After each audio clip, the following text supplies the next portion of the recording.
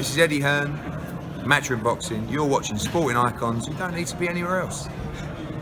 Now, if you guys haven't seen the chat between Tony Bellew and Anthony Joshua on Sky Sports here on YouTube, go check it out. It's quite interesting.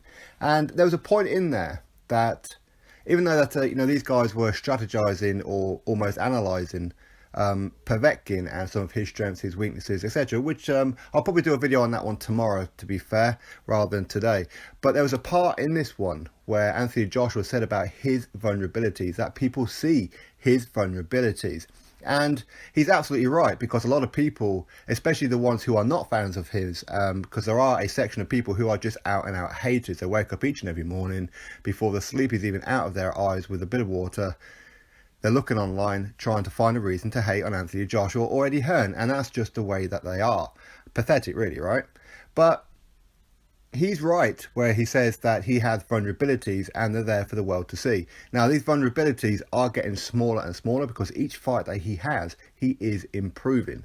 And like he said, even though he only had 43 fights as an amateur, he achieved a hell of a lot in a very, very short amount of time. And as a pro, has achieved an incredible amount in such a short period of time. I mean, he's only had 21 fights, okay, and he's a unified heavyweight champion. He's the heavyweight champion of the world, right?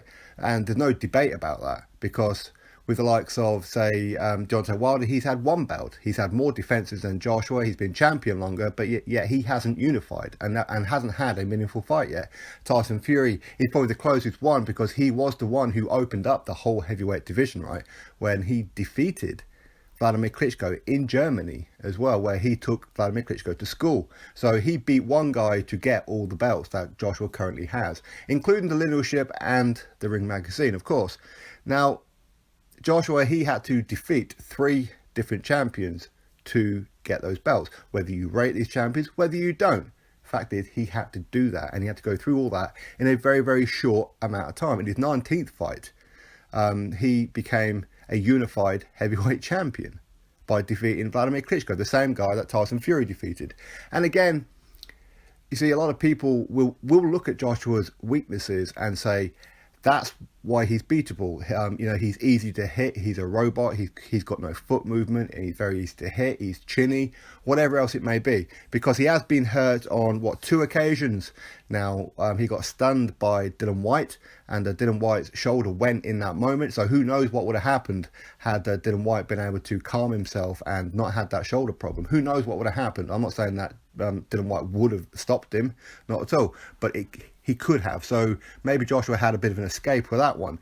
And likewise against Vladimir Klitschko as well, where he did get hit by a shot that Joshua should have really seen coming, because it was a straight down the pipe. That's what Vladimir Klitschko is known for, that straight down the pipe punch, and it hit him on the forehead come temple, and Joshua went down. For whatever reason, he's laughing on the floor about it, okay? But that's why people think that he's vulnerable, because when he gets hit, his feet turn to concrete and he gasses, and that's his weakness, okay? So how do you sort that weakness? You drop a bit of muscle and you gain a bit of cardio, okay? That's how you eradicate that, okay? But ultimately, the pressure of the night, the expectation, and the fact that you're getting hit as well, because like him, Anthony Bellew said, the person throwing the punches isn't necessarily going to be the one that gets tired. It's the one receiving the punches, because you're getting the wind knocked out of you, you're getting stunned, you're getting hurt, and your mind is all over the place. So that's what makes you a little bit tired. And Joshua has been the victim of that one, and he's been caught and stunned. Now, bearing in mind that these are big punches, Dillian Whyte, he dropped Joseph Parker for the first time in Joseph Parker's career with that left hook. He put out Lucas Brown with it. So, of course, when he hit Joshua with a hook as well in this one, he didn't hit it flush, but it stunned Joshua. It's like his feet just went to concrete. He was like, holy crap, what the hell's just happened? So again, people look at Joshua and say that he's got no foot movement. And he's got no foot movement. Why? Because he's a big, rugged guy, and he controls the fight with his jab, and he's improving every single fight. So people who say that he's vulnerable and whatever, of course he's vulnerable. Every fighter on the planet has a vulnerability, but who can expose that one without getting done themselves? This is the problem, okay? It's like that whole thing with Wilder, the fact that he's vulnerable in so many different areas, but to expose that vulnerability, you've got to try and avoid that big right hand as well, which isn't easy to do, okay? So again, there's like a bit of a flip side with that one. Tyson Fury's vulnerable as well. If you hit him flush on the whiskers, he could go down. We've seen him down on a couple of occasions, okay? But does that make him chinny? No, not really, because he always manages to get back up.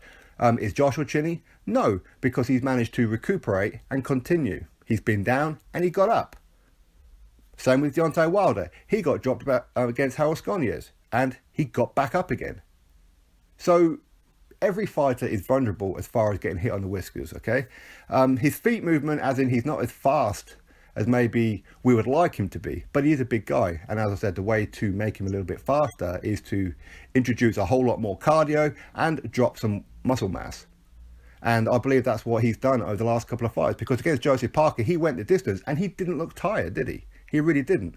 And the reason for that is because he knew how to pace himself. He's learning all the time. He's only had 43 amateur fights and he's only had 21 professional bouts. And he's been fast-tracked, stupidly fast. At this kind of level, at 21 fights, he should be looking at, going for the European title. Never mind world title. Never mind unified heavyweight champion. But people say that Joshua's trash. What one fighter out there right now has achieved more than what he has? None. So these people are just haters. Vulnerabilities are there for everybody. They really are. And Joshua is no different. And at some point, Joshua will lose a fight. Will he lose on points? Maybe. Will he lose by knockout? Maybe. We don't know. But Joshua will lose a fight at some point. Listen, I'm a huge Joshua fan and I don't want to see that happen, but it could happen. It's happened with Dylan White, of course, and I never want to see Dylan White lose again. And it's going to happen with Tyson Fury. He's going to lose at some point. Deontay Wilder is going to lose at some point. None of these guys, unless they quit right now, within the next 3 or 4 fights, are going to continue to be undefeated. And I do foresee that Joshua, especially with the level of opposition that he's taken, and against Alexander Povetkin, which again we'll break into tomorrow, but Povetkin is dangerous, man. He is proper dangerous. He's like a pit bull. Okay, people who's overlooking him, again, they must have some other agenda, because they look at the David Price, that David Price hurt Povetkin, and think, okay, well, if David Price managed to hurt him, then Joshua's certainly going to be able to do it. Not true at all. This is not true at all. It's arguable that David Price hits harder than Joshua. David Price is a one-punch knockout artist, okay? Joshua can be, but he kind of hurts the opponent first and then takes him out. That's pretty much what he does. But vulnerabilities, everyone's got them. Every fighter in the world has got them. And that's what the haters cling on to, okay? Saying that he's vulnerable, he's mentally weak. He's not mentally weak, because if he was mentally weak, when he got hit by Vladimir Klitschko, he would have went down and stayed down, okay? And he wouldn't have took all the shots. Because again, people say that Joshua is, chinny? Really? Okay, so he got hit with one shot by Vladimir Klitschko and he went down. And he was laughing on the floor about it, okay? But yet, in that fight against Klitschko, he got hit flush by many shots that usually Vladimir Klitschko ends fights with. And he took them. They hurt him, of course they did. What heavyweight is going to be able to take him? So Joshua's no different. He's still learning. He really is learning. 21 fights after a very short amateur career as well. He's learning all the time. So every single fight he's improving. Povetkin, is he slipping up a bit? Maybe. Povetkin has looked slower in his last couple of fights. But if you noticed in the public workout yesterday, Povetkin is slimmed. He's trimmed more than I've ever seen Povetkin trim before. So Povetkin's going to go for speed, and he's a fantastic counter puncher as well, especially with that left hook. And again, that's one of Joshua's strengths as well, that he's a very good counter puncher. But he needs to be patient. He needs to stop engaging in wars, because if he does get hit by a big shot by Povetkin, like he has done with Klitschko, like he has done with Dylan White, it could be over. But Joshua can take a shot. He really can. He wouldn't have got this far if he can't take a shot. All heavyweights can take a shot to a certain point, but everyone's got their button. So weaknesses, vulnerabilities, of course Joshua's got them. But those vulnerabilities seem to be getting smaller and smaller as time goes on. By the time he's on, say, 40 fights like a Wilder, if he ever gets to 40 fights, he would be a perfect fighting machine. Right now, he's not a perfect fighting machine. Right now, if he's ever going to lose, it's round about this kind of time now, in the next year or so, that he's going to take his loss. After then, for me, I think the reason that he may lose in the future beyond that isn't because he's not better than the opponent, because as I said, he will be a fighting machine. If he stays there and his confidence is high and he's getting the results against a high-end opposition, then it's going to be through lack of concentration or overconfidence when he gets clipped. But right now, because he has vulnerabilities, people like Povetkin can expose them. But anyway, we'll have to wait and see what happens this Saturday. As I said, I'll do a breakdown video tomorrow on how I can see the fight going between Joshua and Povetkin and what either fight needs to do to win this fight. So anyway, you drop your thoughts below about it, click that thumbs up and subscribe. Catch you all on the next video.